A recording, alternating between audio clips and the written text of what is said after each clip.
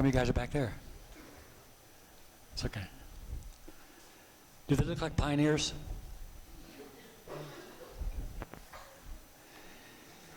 I did a Veterans Day speech this week, and I couldn't make mistakes there, but if I mess up tonight, what are you going to do to me? I think history is a good thing. I think about how much history Steve Jones has seen. I mean,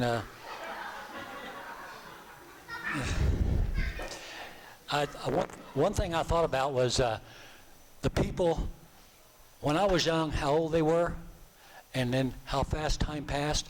Steve, has time passed fast like that for you since you're the oldest person here?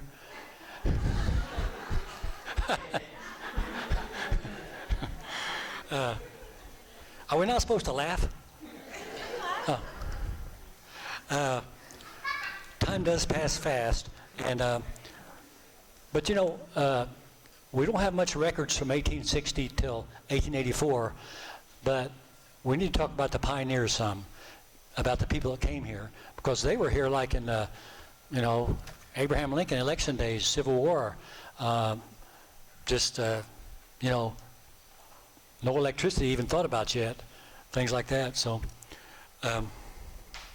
they came here. Our church started just 42 years after Zadok Casey came to Mount Vernon for one of the first people here by horseback, and so we were pretty early on here. Church was.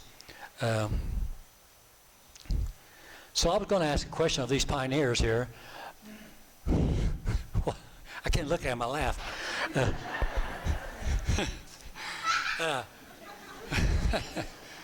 Why did pioneers come here?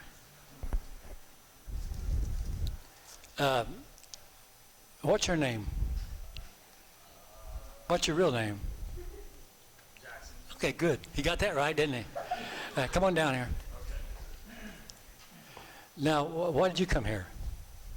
I came here because I sold a lollipop in Tennessee. So you got in trouble, huh? Yeah, I got the law after me. Came here for a new start. Well, that's a pretty serious crime, all right. Yeah. So what are you going to be like here?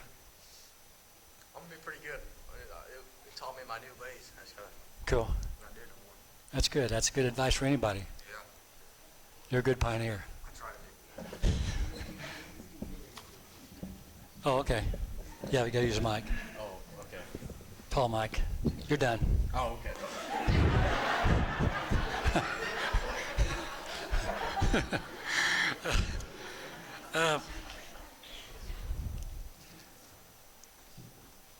What about Joel? Come up here, sir.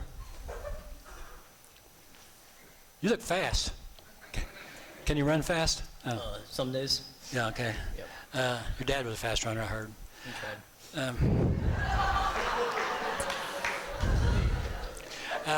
Why did you come here as a pioneer? Why did you come here? I didn't really want to, but my wife made me. And on the way here, one of our wagon wheels broke, and she picked up the wagon while we fixed the wheel. So, I mean, you would listen to her too if you were married to her. I think I know what you mean. Yeah. Well, how about what about the slavery issue? Were you against that?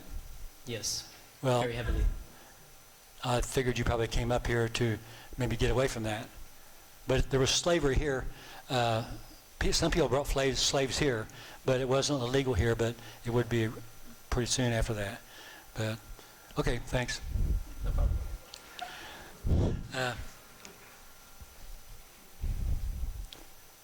Neil. Wasn't that an unusual name in the pioneer days, Neil? Why'd you come here? I came here for the cheap land, you know. Back in Tennessee, land was not cheap. I can understand expensive. that. More developed there. Yeah. Yeah. What else did you expect here? A wife. Well, that's certainly something to think about. Yeah.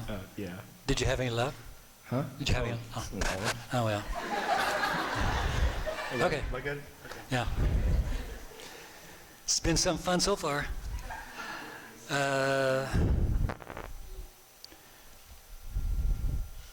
Jordan. You'll be next. Young man, whoa. Young man, what did you come here for? I came here for the trees because I needed wood.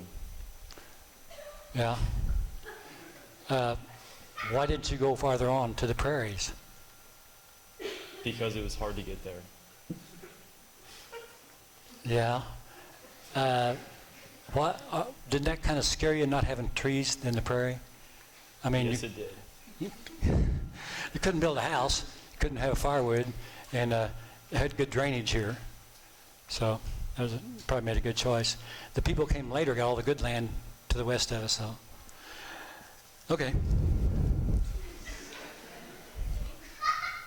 No, you. Yeah.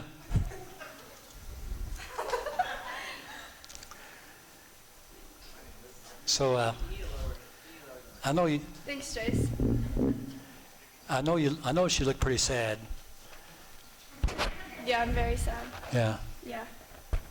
So what made you settle here? I was traveling and a tree fell and killed my baby, and so I could not keep traveling because my baby's dead. Well, that happens more times than just with you. Yeah. So, thank you. Well, I don't blame you for settling here after that. Okay, you can be seated. That's a true story, not for this church, but I know at least two times in this area that happened. Jake, what have I got there? Oh, Jace. Good think of your name. Did I already got you, didn't I? No. You got Jack. Oh, that's right. So what was your job where you came from? I had to find water, but Get a little closer. I had to find water, but we didn't have any. You didn't have water down there? Yeah, so How do people survive? They don't.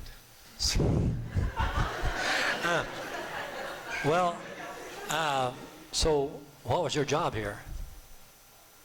When you got here, you came here because there's a lot of springs, I guess, and There's things lots like of that. things. I had to find wells and find water. Yeah. So that we can live, and so trees don't fall on babies. Yeah. I didn't know you were going to say that. So could you give us an example of finding water? Yeah.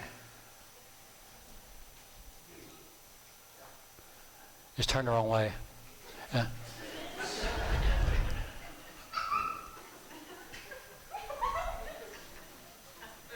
Okay. Hey. Good job.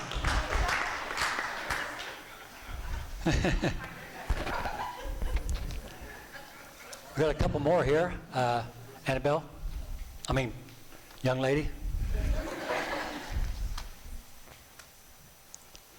So, you've been here quite a while. Looks like you're quite older than the rest of the people here. Yeah, I'm pretty old. Yeah. Why did you settle here? Well, I thought it was very pretty here, and it reminded me of home. Home would be south, Yes. Kentucky, Tennessee. Yeah, around there. Okay. Okay. Is that it? Yeah. Okay, thanks.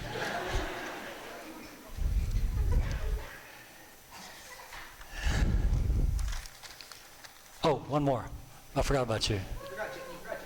She snuck in on me. She wasn't on my list. Oh, yeah.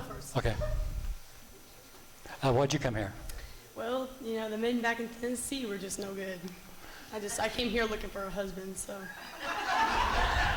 didn't get any luck. Didn't have any luck? No. Yeah, there are not many good ones around. Yeah, no ring on my finger yet. Yeah, okay. So, Yeah, that'll happen someday. hopefully. Okay. JJ. Yeah, I'll see there now. Your name got covered up. Your name got covered up. So, you're JJ, right? Yep. What's that stand for? Jedediah Jackson. Okay, cool.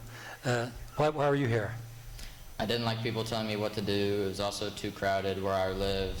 There are less rules here. so I could get away with a lot more. So did your mom know that you don't like to be told what to do? Probably. Oh, okay. Okay, thanks. Okay. Thanks, pioneers. Don't leave yet. 1860 was hard times. They're still clearing the land. The pioneers were possessed with cutting the trees down. I mean, they cut acres and acres of giant trees. At night, you could drive and see big giant fires where the big trees are burning. And then I feel like one day they thought, why'd we do that for? Because a lot of this land they cleared, not very good farmland. But, you know, to survive, you plant a little patch of corn, and you kept it, and you take it to the mill and get it ground into cornmeal, make your bread, and then you kind of couldn't keep meat because it'd spoil. If you salted it like pork, you had to put about that much salt on it to preserve it. It's real salty. So I know my mom told me in the 1900s, early 1900s, they all one winter they bought a bag of pinto beans, like, you know, bushel, and they ate rabbits and pinto beans every day all winter. Pinto beans and rabbit. Sounds pretty good, don't it?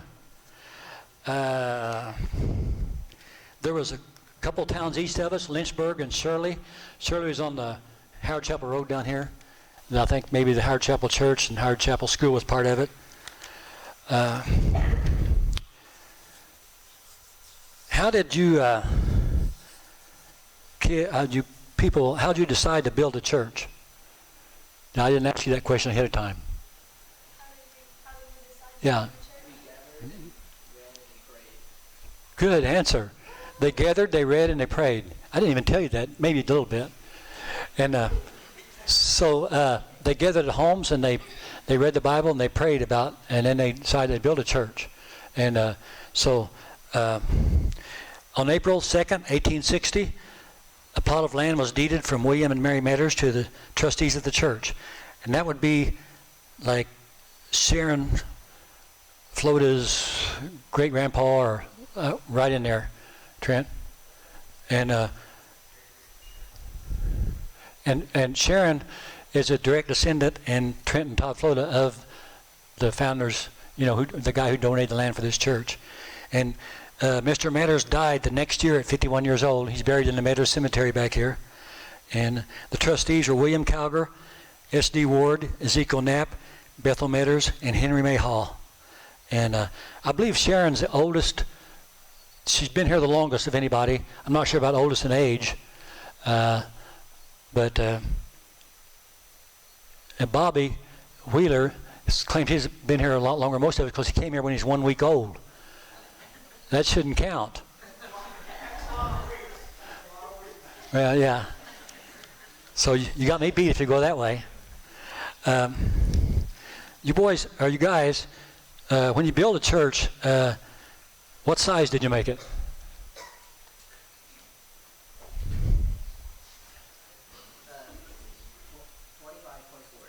Pretty good speculation right there. You know, if you build a 24 foot by 20, you had to have something in the middle to hold it up. And so you guys know about logs? You got a log? Pick it up.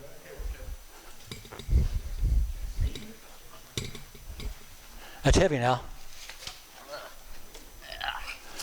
That's a log out of a church. I mean, out of a house. It'd be like turn it up this way. You got it? You can see the notch on the end. That's 1800s. You guys did a good job on that. Don't kill yourself here. Now, what do you do with the logs? You put them on the ground? Nope. You got to put them on a stone at the corners. Pick up that cornerstone. 2 guys. Neil. Hey, wait. Okay.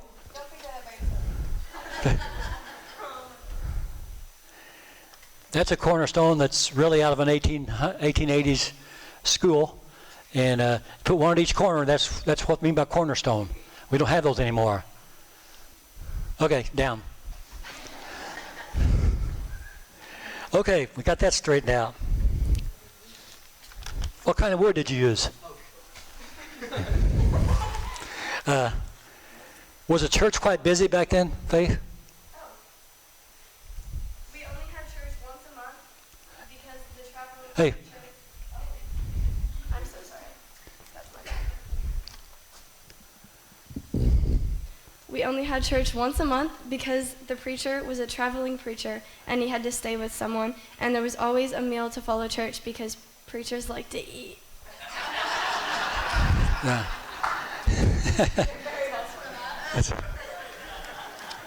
Yeah, that's a good one. How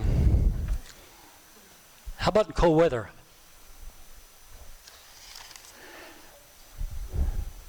How was it? Was the church cold? Yes, it was very cold. How cold was it? It was like really, really cold. And people had to come very early in the morning to start the fire because people only had one room to live in. Yeah.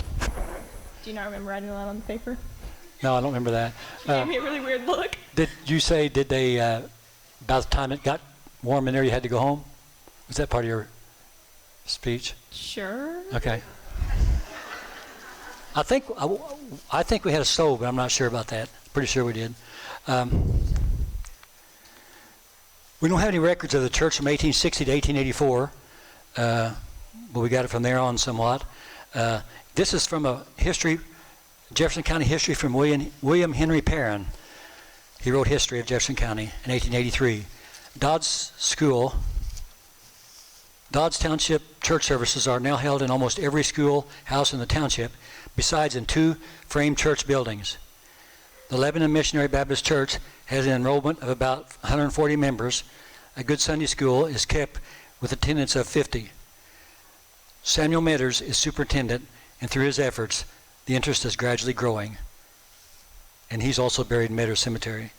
And I didn't see that their attendance was that big, 50, but I'm sure it was sometimes. The log church that was first built was west of our other church over here. And Margie's going to come and talk about early women maybe and some other things. Is that about right? I'm supposed to tell you Get close. what the plight was of women in this time that we're talking about. It was pretty bad.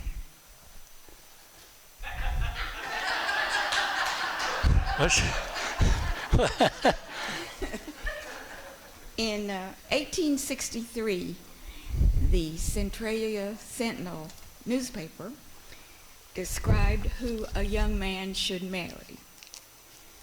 Among other things, she should be fair, now that's looks, not actions, obedient, full-figured, bright-eyed, bouncing, who can darn a stocking, mend trousers, make her own frock, command a regiment of pots and kettles, feed the pigs, milk the cows, and be a lady with all company.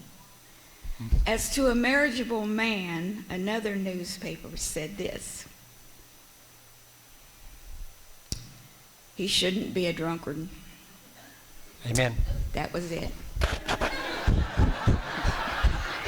In 1837, Reverend John Johnson, a Methodist minister, arrived in Mount Vernon with his wife, Susanna. And as she described it, it was just a dirty little settlement. There was one wagon path came down through the middle, and then the rest of it was just weeds and grass. And their courtship was described about that. John said, do you know the cabin of Alney? And she said, yes, sir. Then there was a pause. That's a dreary-looking place. Who stays there? He said, I don't think any person lives there. How would you like to live there? And she said, not very much. And then there's a long pause. He says, "How would you like to be a Methodist minister's wife?" And she said, "I couldn't tell. I've never thought much about such a thing." And he said, "Well, I want you to think about it." And he rode off, and in a very short time, they were married. Susanna said of her schooling, she was schooled at home. She learned to card and spin both cotton and wool, and to weave in all the fashions of the day. Lay out her patterns in various colored threads on a stick, and calculate how many cuts of each color she would want for a piece of cloth. She learned to make sheeting, shirting, cotton and drapes, counterpanes, tablecloths, jeans, linsey, and every fabric used in the country. And as for knitting, she said, "I could do that in dark as well as daylight, even when in full trot from place to place. I know all about milking, making butter and cheese, washing, ironing, and bleaching, and in short, I'm skillful in all the labors that a pioneer really needs."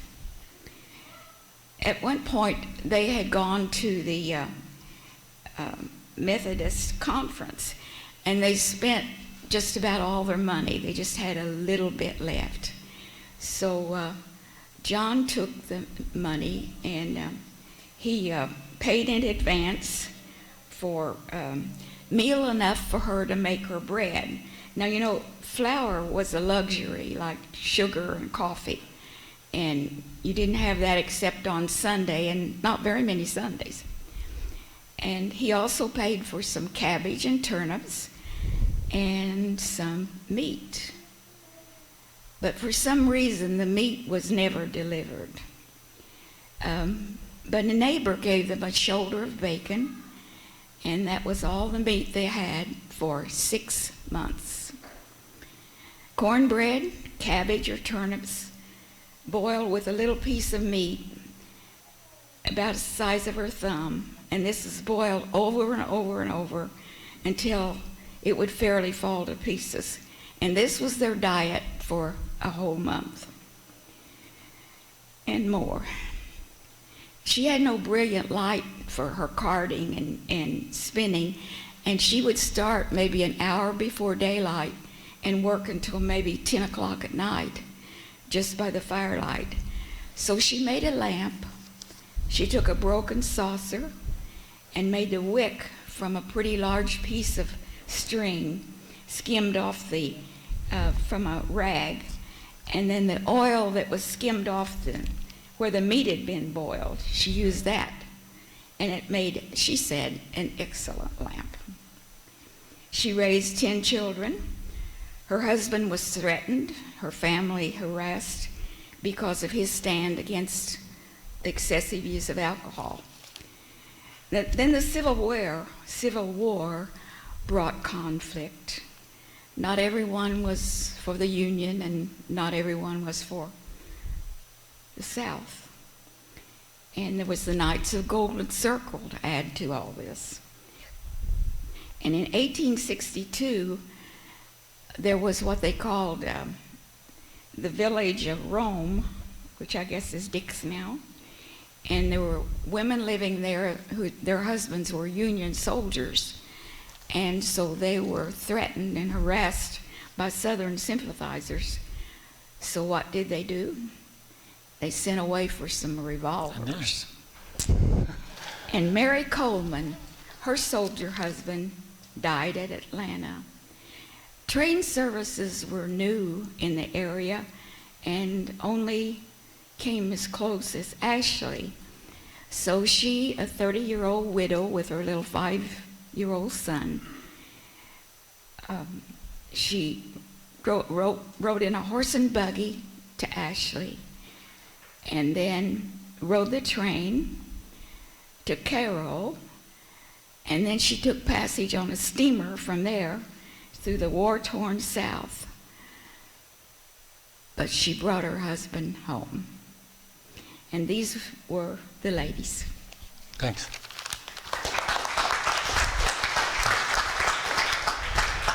Got to go down there. Done.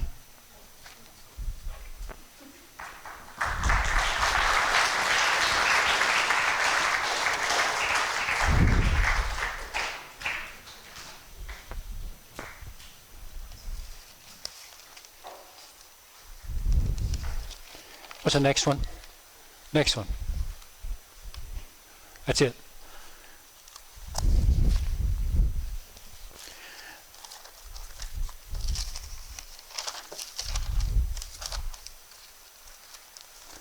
Well, fiddle. This is why it took so long to do this. It's hard to read the writing back then, 1889. Took us about 2 hours to decipher it. But anyway, down here, motion second, we build a church. Down line number 7. And it's supposed to be size 28 by 40. That's where they voted to build the church we went in, the old church. I got all of it down here, but don't need to read it, what that whole thing says. But so the church, our old church was as long as this is wide. That's how long it was. And then 28 foot from there out. And so I always wanted to see where it was voted on to build. And I think people knew the year already. But back up to that number, other one, Nathan, back up to the church house.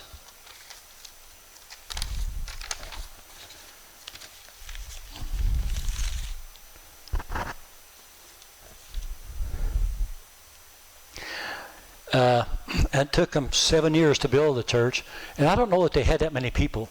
They finished in 1896, and motion was made and seconded to turn the house over to the church, and release the building committee in 1896. In 1899, I was reading about a business meeting, and they said, THAR, T-H-A-R, being no other business, will dismiss. And it said, after an interesting sermon, S-U-R-M-O-N-D, church was called to order for business meeting. They had their business meetings almost every time after church. They'd have church preaching, and then had a business meeting. Because they only had church once a month from 1860 to 1942. So, a lot of people came by buggy and horse, and, they was already there, so might as well do it. And they get you more attendance. Maybe we could do that, Travis. 1899 to 1910, they basically had church on Saturday every week. And I think it was because traveling preacher couldn't be there at the time they needed him, as far as I can tell. They kind of followed the association timeline. They were a member of the Southern Salem South Association, like it was already going in 1860. But in 1920, they had business meeting for the purpose of electing a pastor for a coming year. And they elected a new pastor every year. And most of the time it wasn't the same one they had. And we're not going to do that, probably. And I was looking at 1922, and there was 15 months between business meetings on paper, but sometimes if the person wasn't there, they didn't have any records, and sometimes they just didn't have church for a while. But it says Brother Page got majority of votes for pastor, and they sent delegates every year to the association, different ones. And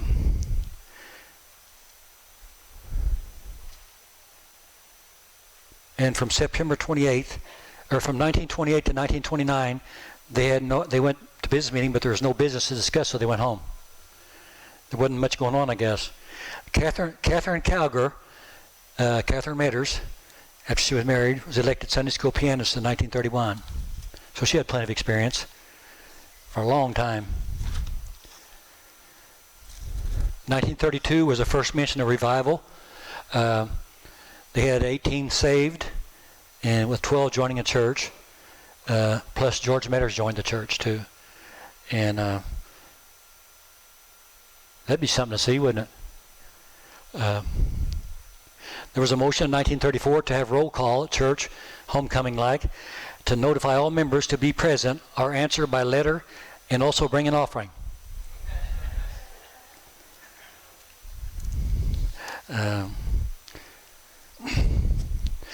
About half the preachers they got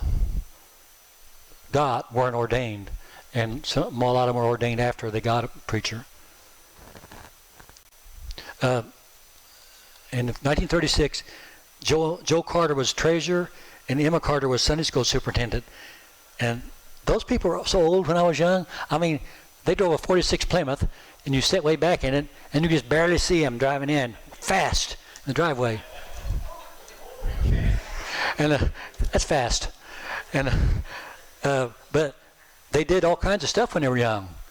It's like, when we get old, Margie, we don't have to do anything, I guess.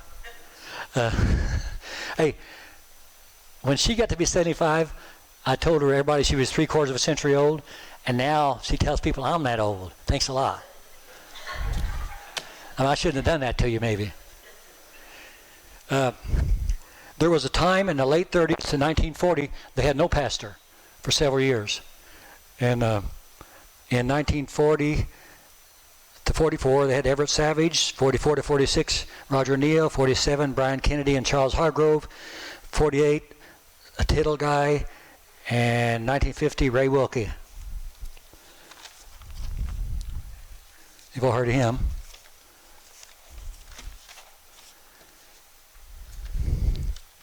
By the way, my daughter's court reporter, and she's taken down everything we say tonight. And we'll all get copies if we need them, if you really want one.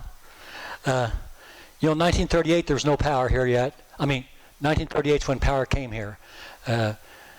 So, you know, you got to remember, church was different back then.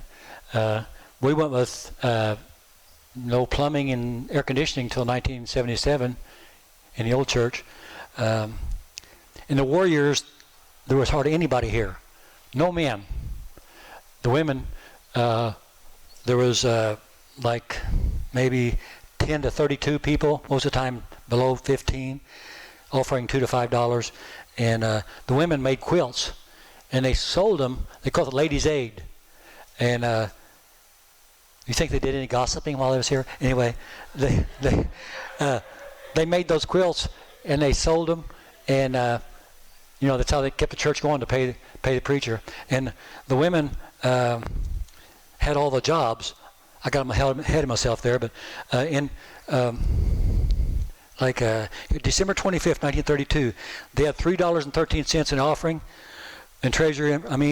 And they had expenses for Christmas, for treats, $1.35, superintendent $1.87, a janitor 25 cents.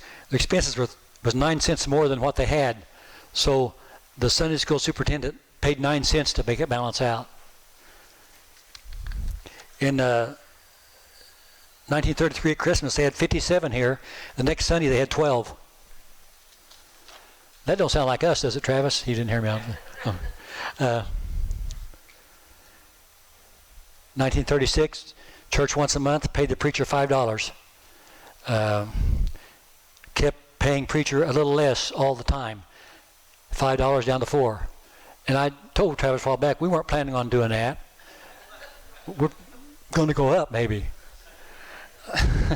He said it was the Great Depression. He told me that's what it was. May the 4th, 1942, the church voted to start having church the first and third Sundays. So we went one service a month from 1860 to 1942. 1942 went to having church twice a month.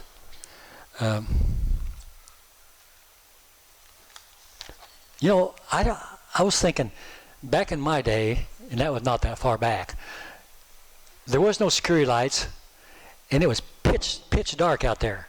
I mean, you couldn't see your hand in front of your face. I remember one time my car quit over on by Jim Hester's house down there in the bottoms by the curve, and I could not see to walk. I just had to feel along, and I had to get on. And there was a bridge, and I could not see anything. I just inching along, and then that had to come into play when you was driving a horse to church at night. I think you couldn't see how would your horse know where to go? You couldn't lead him. You didn't have. Anyway, whatever. The war years, the attendance was 5 to 12. The women led all prayers. The women was Sunday school director, and there was no men. So they kept the church open, like I said. And here's a Sunday school service, 1944.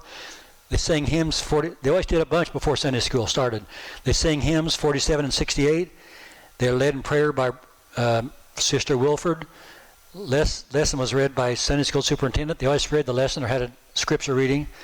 And then classes took their places and teachers took charge. 2 teachers, 4 primaries, and 6 intermediates, 12 total, collected $2.05.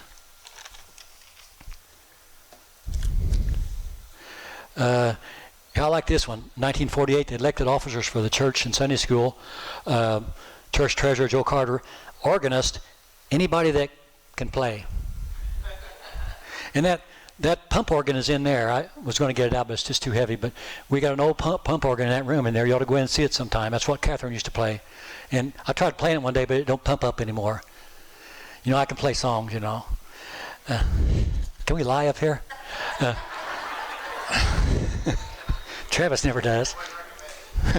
And they also then had 3 teachers, and all the men in 1948 was on the pulpit committee, every man. So they couldn't have had too many.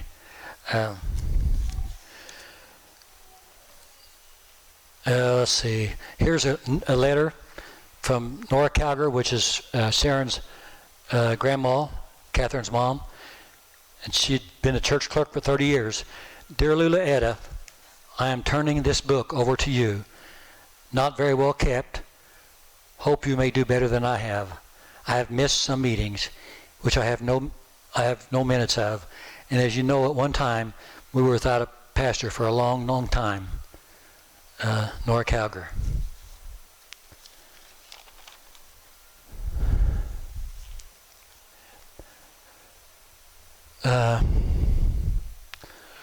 Back then, we only took up offering only during Sunday school, and that's the way we did it till 1980, and then we started taking it up during church service too. But when Ray Wilkie came, the attendance started going up.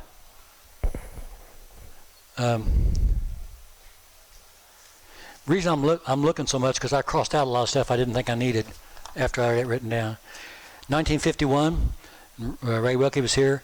June the 3rd, we had a 3-week revival. They had 10 saved and 12 baptized. June the 24th, and I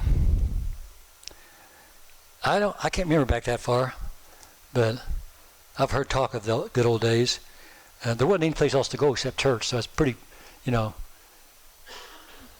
And church usually, that's where you met girls, Not me, but some people did. Well, I did meet my wife here. Margie had me bring some sodas. I worked for a soda company. Brought some sodas. Saw Marina for the first time. That's important.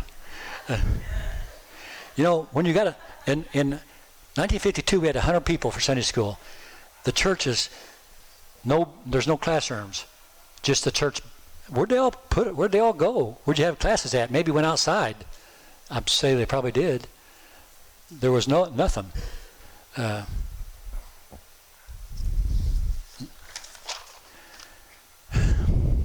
1952, the church discussed building a basement and finishing outside. You can see back there, little part sticking out. That's where the basement was. Liberty Church has the same type of basement. It's across the back with a door on each side. And we went and looked at Liberty Church. They were built in 1851, but they had a basement not like that. And we looked at that and liked it. And we built, later on I'll tell you the size. I don't have that chart yet. Voted in 1952 to have preaching services every Sunday instead of half-time. Vote was 13-5. All 18 people voted to do that. The Ladies' Aid, they just didn't work in the war years. They kept on going. Guys, the women, just like now, to keep a church going. Think of all the things they do. I mean, makes us men look bad. Well, not bad because, hey, we married them and knew they was good. But they put new hardwood flooring in the church. They paid for that. Then they paid for new asbestos siding on the church. They paid for that. And then they paid to redecorate, put new stuff on the ceiling and wall of the walls, some kind of material. I remember what it looked like and what it was. They paid for all that. And when they built the basement, a lady volunteered to pay for all that. Some lady in the church, I think, is Miss Wilford. And then 1953, we made a motion to see about getting oil heat for the church. They appointed 3 women to go check it out. Didn't we have any men that knew anything about heating back then? They say 3 women, but there's actually 4. Nellie Catherine Kincaid, Catherine Metters, Bessie Thompson, and Lou Letty. Lockaby back then, I guess, or Kelly.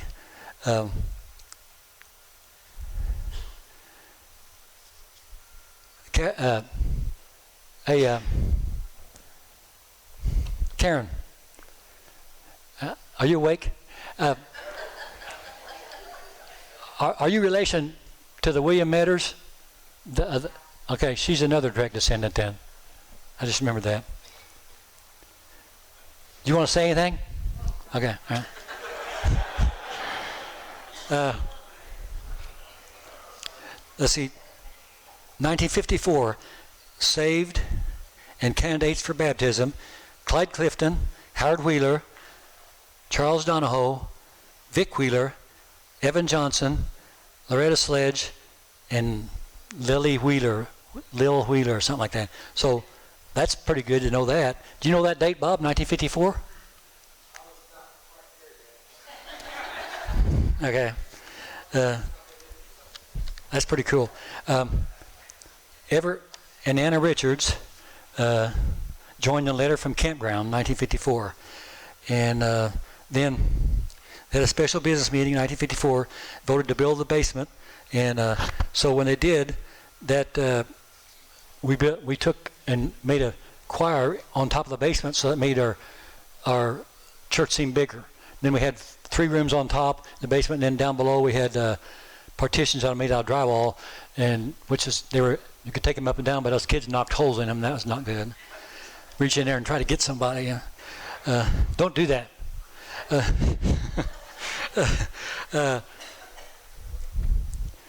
We're supposed to be a time capsule in that basement wall. We never found it or looked for it. See, basement was 20 by 40. 1955 we got gas heat, and 1959 we got a fan for the belfry. So we had a big attic fan up there. You couldn't hardly hear, but man, if you got by window, you could get some cool air coming in. We'd get out of Sunday school real fast and try to get by window. Even the adults, the old one, they'd be running, trying to get there. And usually Frida Johnson beat me every time. Paul and Marie Marks joined here in 1955.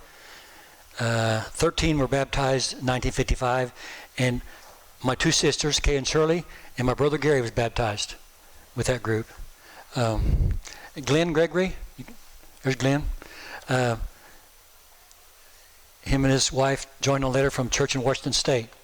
Glenn was my Sunday school teacher at one time and taught me a lot of stuff about building.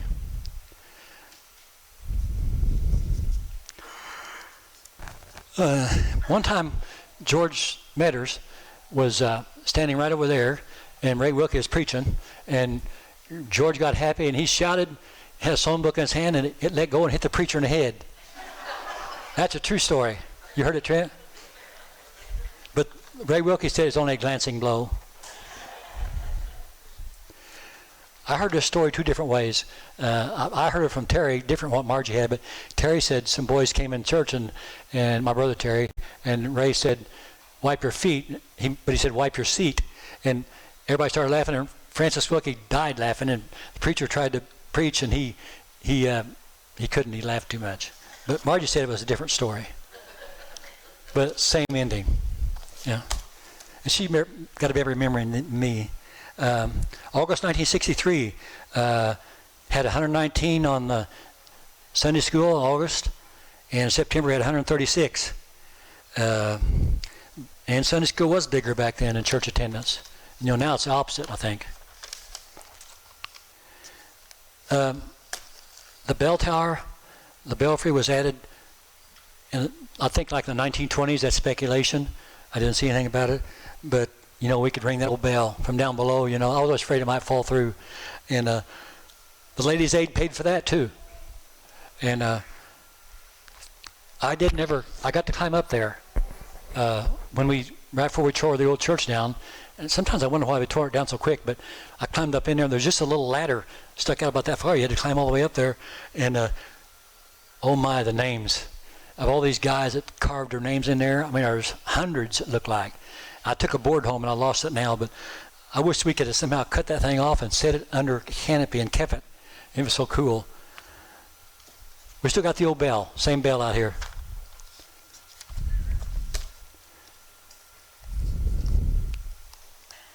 In 1972, we constructed a new educational building. It only went to the big opening there, the basement steps across there. So we didn't have much eating room, and the bathrooms took up half of where the kitchen is. And the kitchen was on this half, the bathroom was on the other half for the women. And and the two small ones for men. But having running water and plumbing, bathrooms and air conditioning. But our church was still, for 5 more years, didn't have air. We used the old church then for 5 more years, and so it didn't have air. We started a building fund in 1975. When we got to $25,000, we wanted to build start this building. We did. In 1977, we started this building. Glenn drew the plans. So for something you don't like about it, tell Glenn. And completed in 1978, and we started putting the bricks up, and Howard Creed said, we don't have a cornerstone.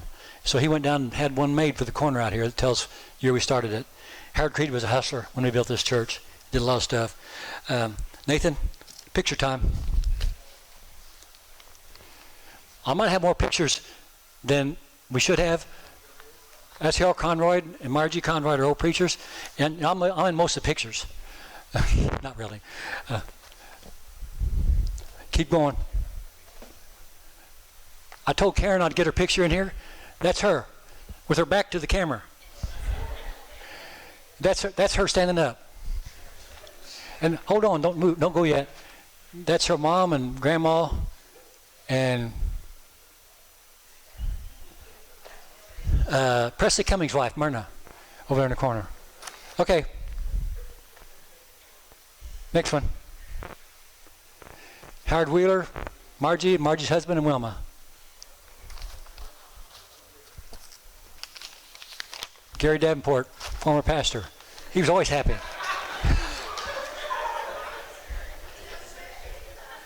Ray and Francis Wilkie. Catherine and Francis Wilkie, and James Fitzgerald's mom.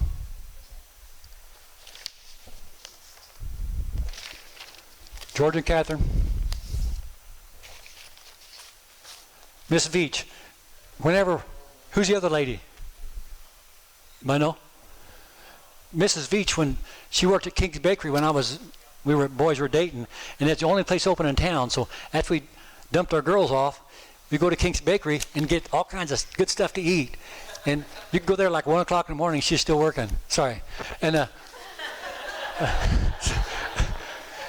and her husband always sang the Model Church. You remember that, Aunt Margie? The Model Church. Trent, you remember that?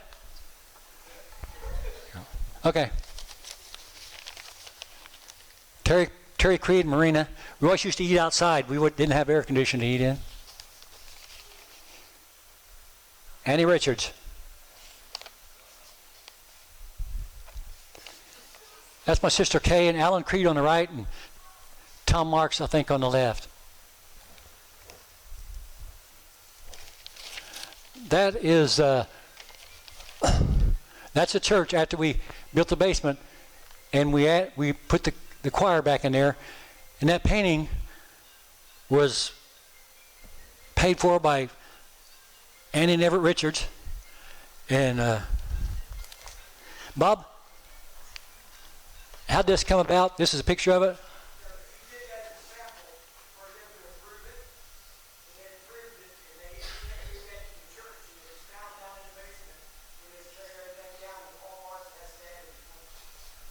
That you could look at that picture forever and never get tired of looking at it. There's a good one.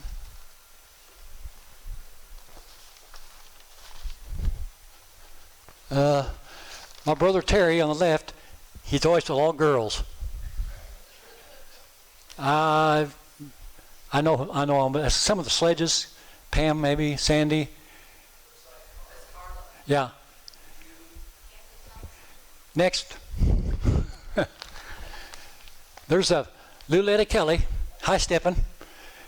My sister Kay, Margie, Joyce, and who's that other one? Margie, you know? Who? Sharon? Sharon on the right. Baptism, maybe Kent's Pond. I assume the white ones are getting baptized. Clyde Clifton, man among men, and Margie. They weren't a thing, they're just friends.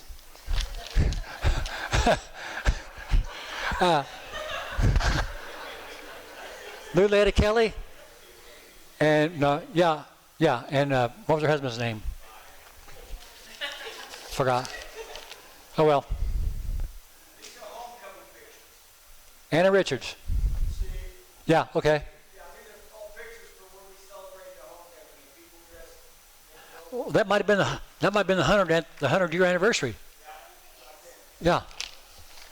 That was it. I remember that old sign. Is that Carla?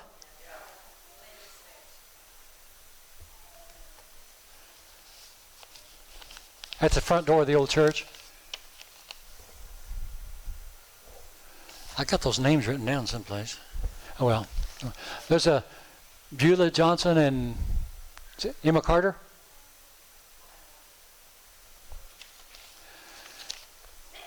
Paul Marie Marks and Paul Kipe and his wife. Paul and Frida Kipe. He was our song director for a while.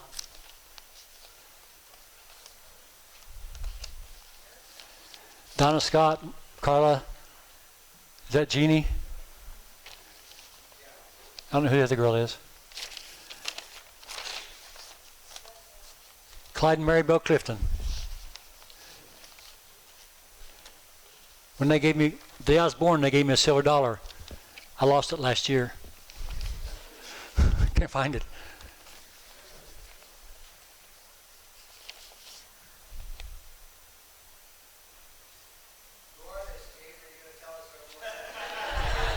Come on. That's a good picture of the old church. It don't seem as big as it used to. Here. We painted the church. I forget the year now. I had it written down. But that's like 1972 maybe. And 75, I'm close. Now did you see on the ladder, I think is Gary Galler and maybe Howard Creed. Up in the window is Howard Wheeler in the top of the belfry. On the inside, painting from the inside. See that? Howard Wheeler in the very top.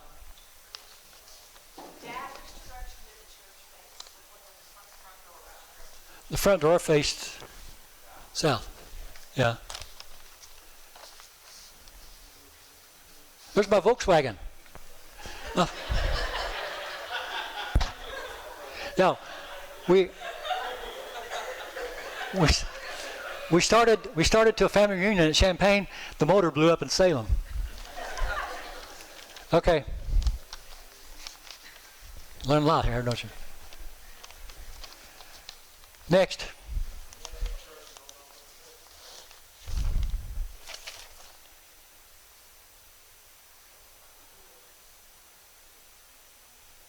This here's another good one. Jeff Wheeler on top.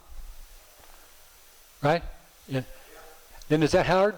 Yeah. Howard Wheeler there. And Bob. Now see, Bobby's way down here on the ladder. He's afraid to go up there.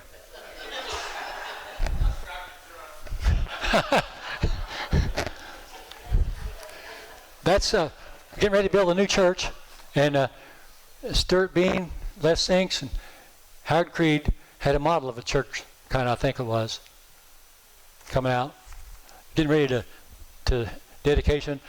That's Art, Howard, Les, Ben Gregory, Stuart. Larry Pearson slid into third base and broke his arm. Remember that? He slid into third. Ted Buck, Paul Marks, Harold Wagner, and a tall guy. That was the older folks of the church, I guess, at that time. Aunt Tilly, Margie's mom, Catherine. What's her name? Marina? The center lady.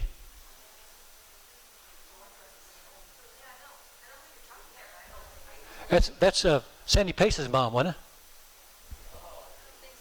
Mildred Marlowe, Mrs. Buck, and Mr. Buck, Evan Johnson, and George Matters.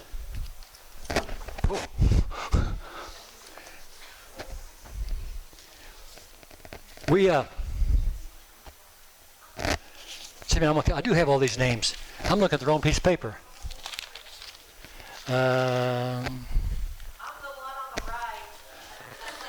Okay, we call this our future church then that day. Sean and Aaron Taylor, Dean Taylor's boys.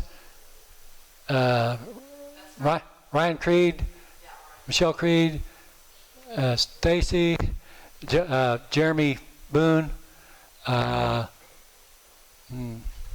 some kid crawling around there. I'm taking too long on this.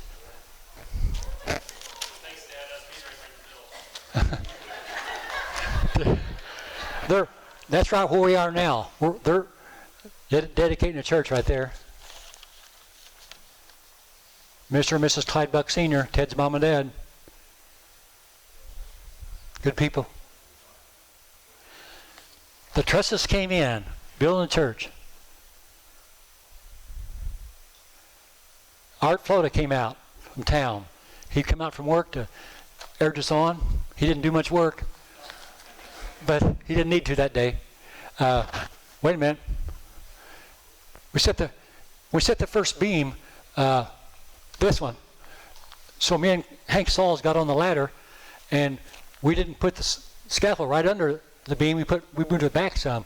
So when they block and tackle the beam up to us, and when we pulled it over to us, which is a mistake, because it pulled us back, and it was like this, the scaffold.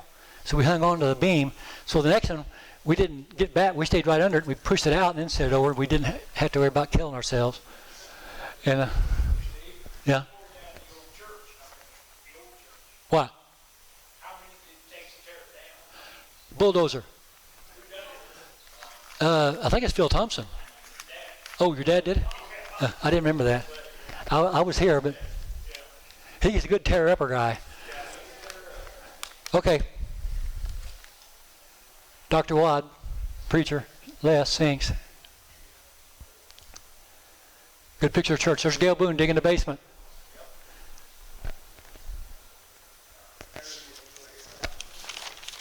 There's a shadow of a man right there.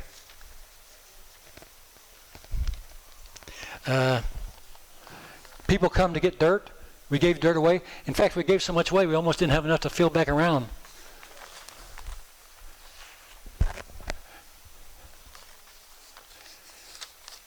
We tell you what, we dug our own basement. We went to St. Louis and got the forms. Harold Wagner was kind of in charge of that. We poured our own walls, poured our own floors. We did everything. Except we hired two carpenters, David Hampton's dad and Hank Sauls, to help us frame up church walls up and stuff. There's Glenn Gregory. Back up. There's Glenn Gregory.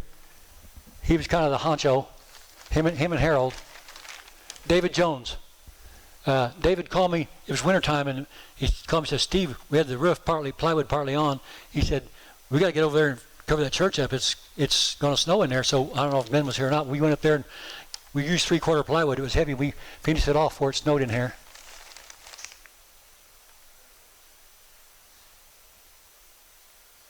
Don't know who that is.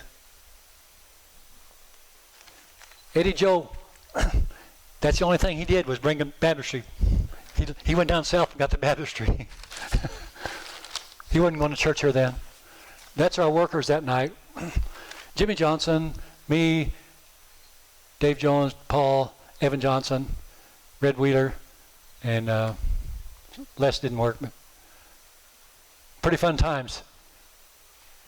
Getting kind of sad now. See the old and new beside each other.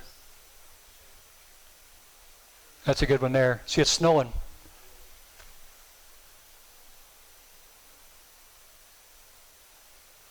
Keep going. Back it up. Okay, I want to tell you something about something here. Our people are pretty stoic. They don't ever laugh hardly or do anything funny back then, you know. So I want you to take these pictures, watch these pictures, and see how serious they are. Okay.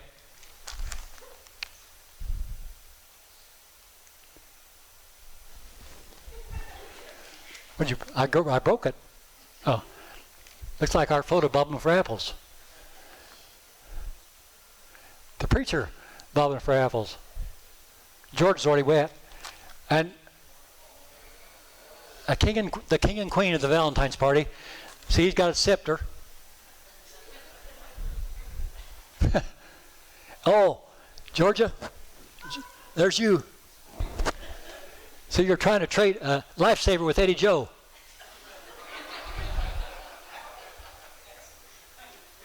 She don't see me yet. See you up there?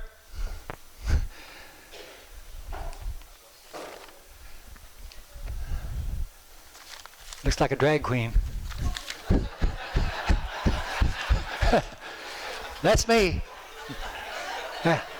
That's me. I'm on the way to work. There's where we burnt the 25th.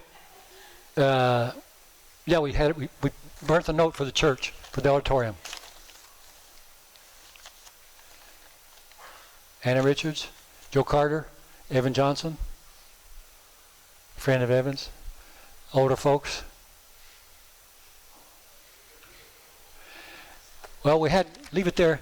You know, we got basketball started here. Art and Howard Wheeler got started on basketball, went to the meetings, and so that year my brother was a freshman, I was a senior, and you know, most of the guys, Johnny Wheeler, Jimmy Boone, the Ing boys, Eddie Joe and Tommy, Alan Creed, Larry Lockaby, me and Terry, and the other Ing boy, and Daryl Lockaby, and Art's coach.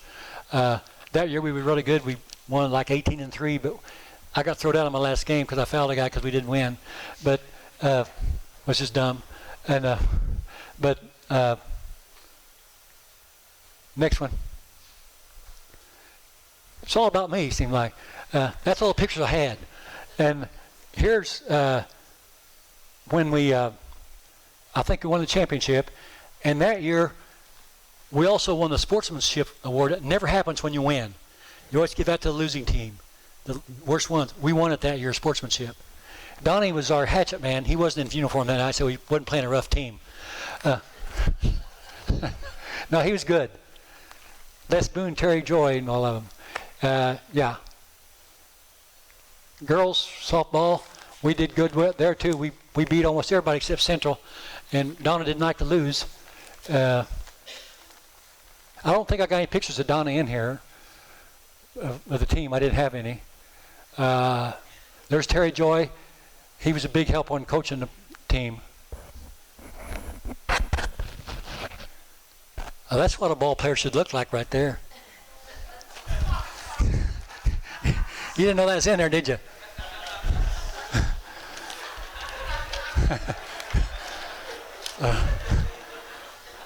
I think Larry Pearson was arguing with the umpire there.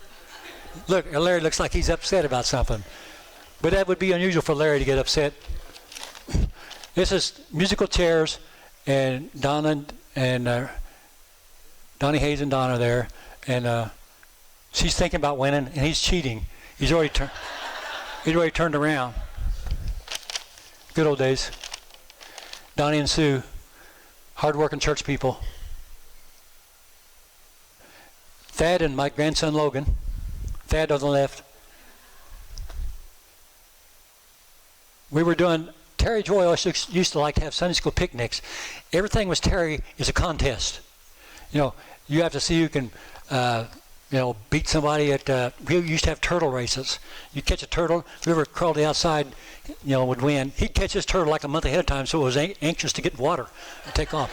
And, but the kids loved Terry. You know, I think we had the dunking thing then, and so they wanted me to get in, and Terry said, oh, the water's warm. I said, okay. The little kids would go up there and smash it, and it was ice cold. It hit the thing, knock you in. He liked to make obstacle courses too. The kids love that. Now this is a picture of some pioneers cutting a big log. Oh, that's me and Todd. Yeah, well, I used that same crosscut when I was little. Cut down big trees with that. Yeah, see, there's a kid hitting a thing right there, knocking somebody in. Pie in the face. I recognize Terry Joy and maybe the preacher in the middle. I don't know. This, Paula, what number are you on, Nathan?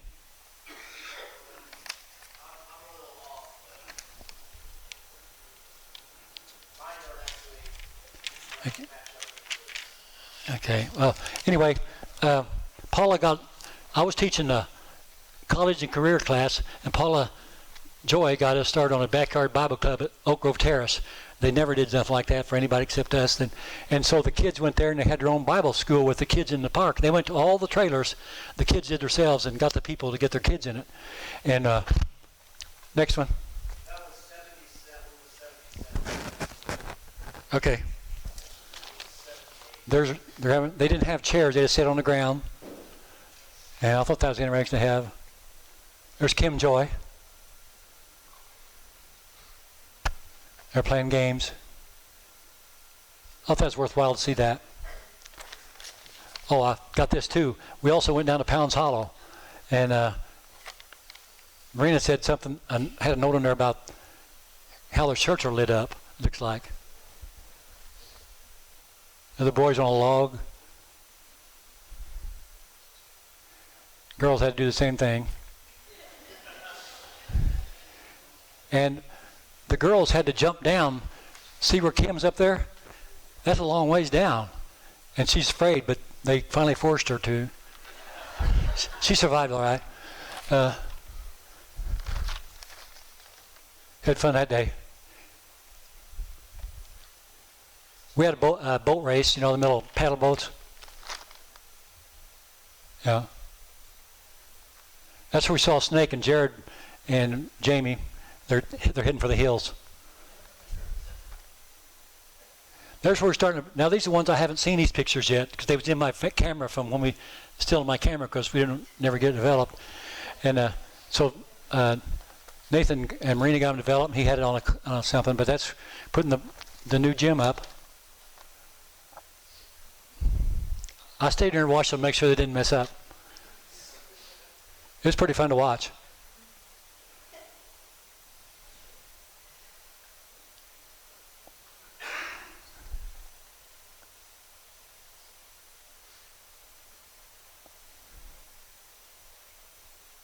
Me and Hudson.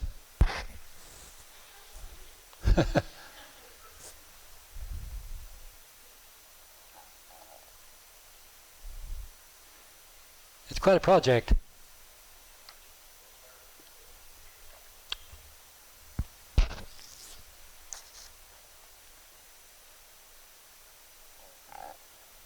What I like about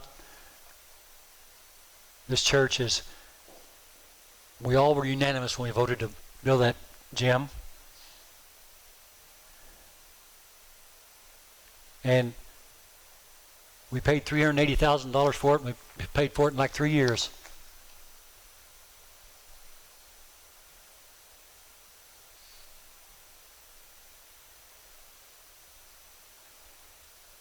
Oh, mission trip for the teenagers.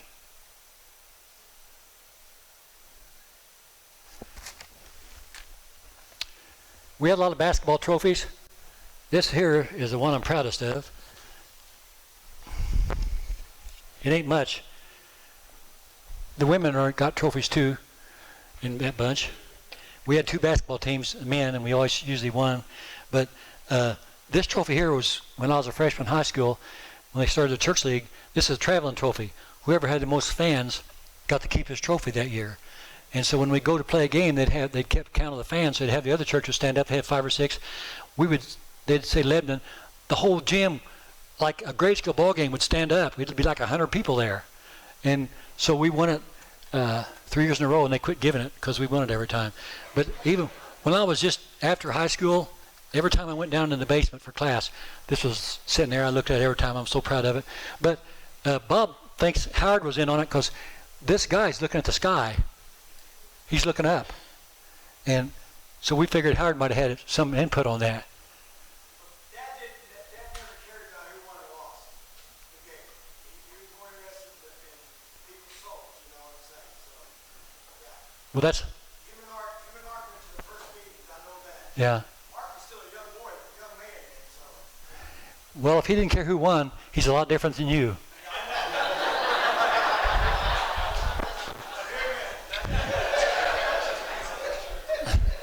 When Bob could single-handedly win a game, he was the best shooter I ever seen.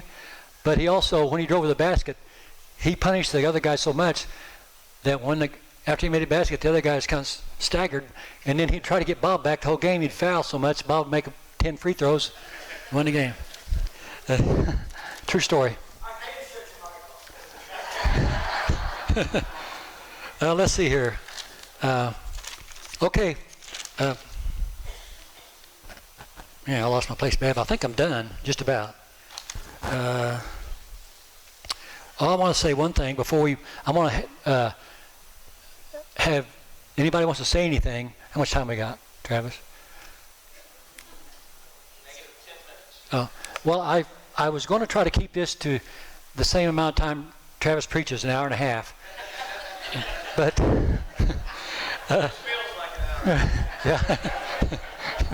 yeah.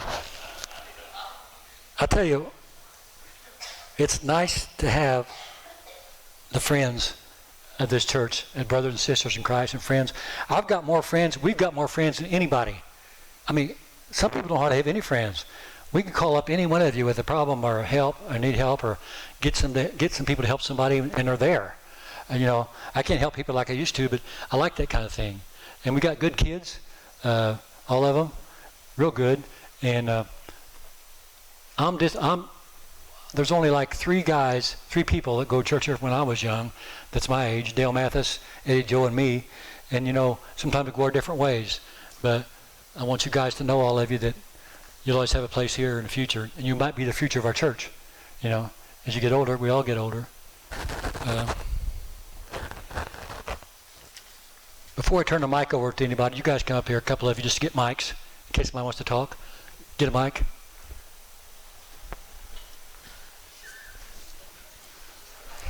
Don't fight over it. Here.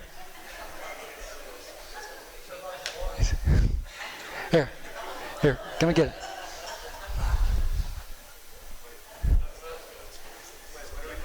If anybody wants to talk, take them a mic.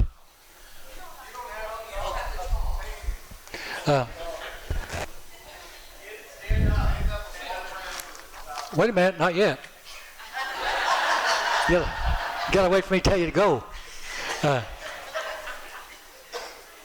So, I don't know for a fact, Trent, but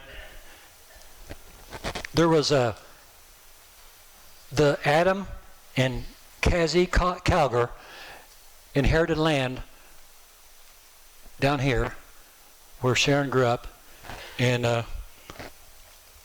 they were from Lebanon, Tennessee. And when the church started, one of the trustees was William Calgar. And I think that he was maybe relation to this Adam Calgar. I don't know exactly how, Trent. I think that that's where the name Lebanon came from. It makes sense. He's from Lebanon. They're big in the church, at least his relation is, and I just saw that and I thought, that makes sense. Now, it might be the gospel according to Steve, but I still think it's a very good possibility.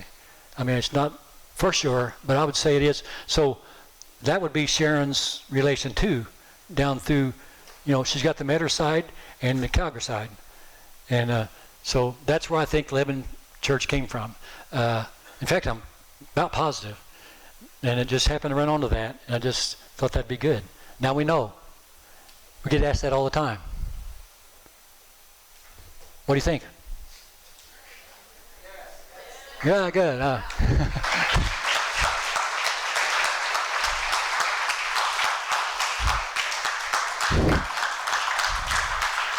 Okay.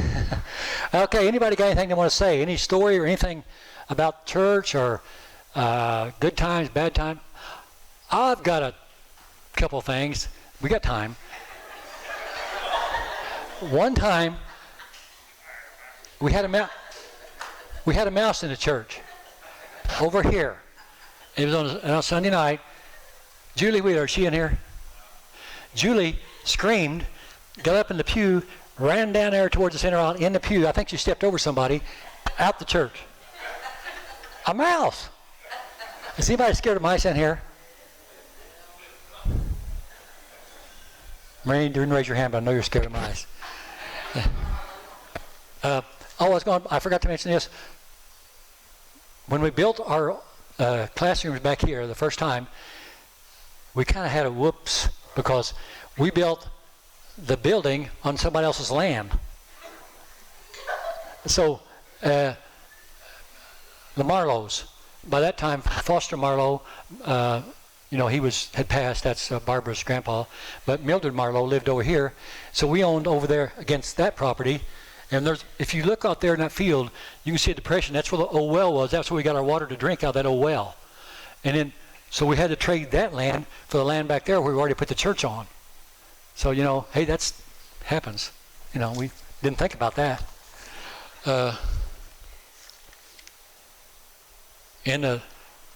George Matters told me one time, this story, I'm telling stories.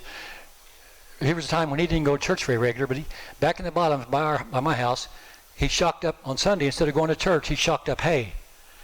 And, to bring into the barn, loose hay, and he had it all neat and everything. Got up on the hill, standing there on a pitchfork looking at it. All of a sudden this mini windstorm came along, whirlwinds, undid all the hay and spread it all back out. He said he always came to church after that. Anybody got something to say? Don't all speak at once. Stand up, guys, so they can see. Get back there and mingle with the crowd.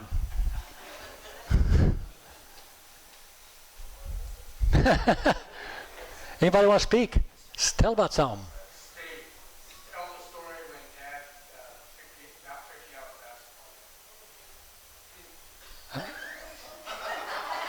basketball. Me?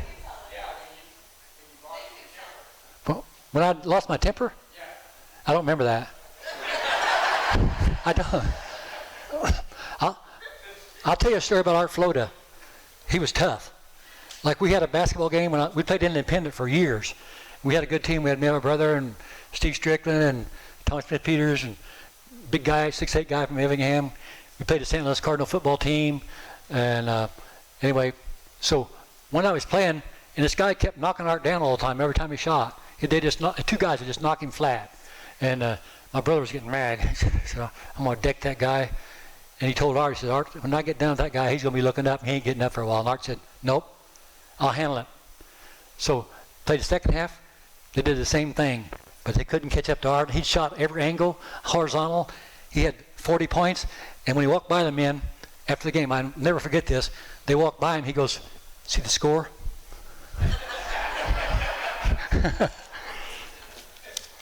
He was tough. Good influence on a lot of lives through the church league program that he affected a lot of lives. Almost every kid he coached was saved here. Maybe one, was it?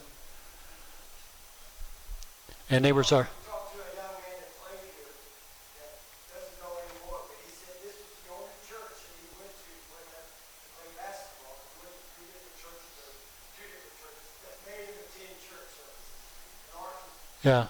very much into that. if you didn't go to church 3 out of 4 Sundays, two services at a time, 6 services, you didn't play. 6 every month. Anybody want to say something? I can't believe this. Huh? We're good? Okay.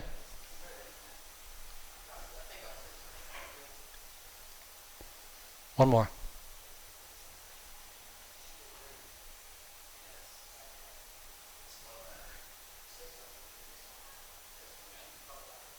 Got one going to speak.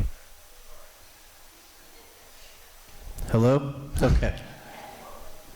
We'll say, when I was younger, and my dad played with Steve, and they had church league, and it was just kind of how things were. But now I realize how special it was. And, I mean, it was NBA playoffs, like, every time at Logan Street. They played intense games, and I'd be running around, and back then you didn't have to helicopter your kids, you know, they didn't know where I was. We'd be all over Logan Street Church or Church League softball. We'd be running all over, you know, the field and meeting kids and having fun and stuff. And so it was just really special. And your generation's very special, very amazing to me, and the generation before you even more so. So I just appreciate you guys and women. And how you've kept the church going, and just the founders, and it's, you know, you kind of think that, well, that's just how things are, you know, when you grow up, but you realize later on that how special and different, you know, it is really than a lot of other upbringings for people. So thank you, and thanks, Steve, for doing this.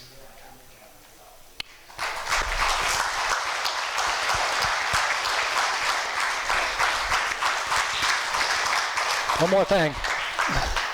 The people in 1860 started this church, and it's still here.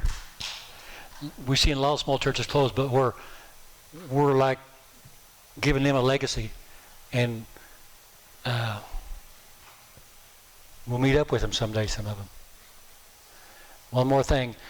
On the bench, Diane Wheeler had a technical one of our games.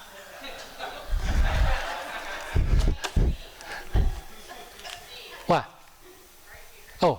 How many people have the people that were saved here at Lebanon stand up? Okay. Everybody that was saved at Lebanon Church here, stand up.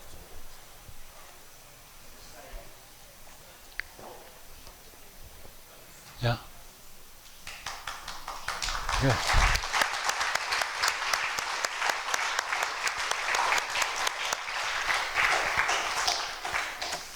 Well, thanks a lot. Thanks to the kids. Anybody else? Yes, Dave, I want to thank you on my heart. It means a lot to me. I wish my mom was here, but please take care of that for her. Yeah, I'm going to put this on YouTube tonight, so. Okay. So, just we're blessed. You check on all of us that was here. That's it all. My parents, God the parents. Yeah, sometimes you stray away and we didn't do what was right. Yeah. God was always in my heart. Thank you very much. Hey, you guys think you got it tough now? When I went here, the teenagers, we had an outhouse we had. Hey, tell Bob, tell them how you cleaned the hardwood floor in the old church. Dad was the janitor, so we just get on our bellies and put the rags on our arms and push along underneath the pew. Yeah, let's slide down to the. We had to make the braces after a while. Yeah. Bob always changed the rules on this. Yeah. And then we had this, we went from like having 2 Sundays back in the 1860s to 1 Sunday. Yeah. We were at church 3 weeks, 3 days a week, perfect. But the doors were cracked. Hey, also, before we go, Sharon, some of the records got thrown away, and she found them and kept them for us. Or else we wouldn't be having some of this talk that was in here. I guess that's about it. Oh.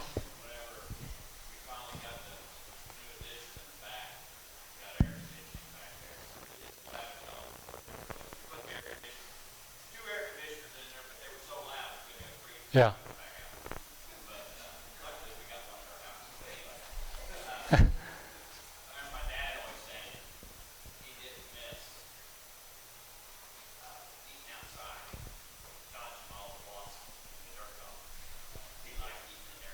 Don't blame for that. Let's have prayer before we leave. You stand.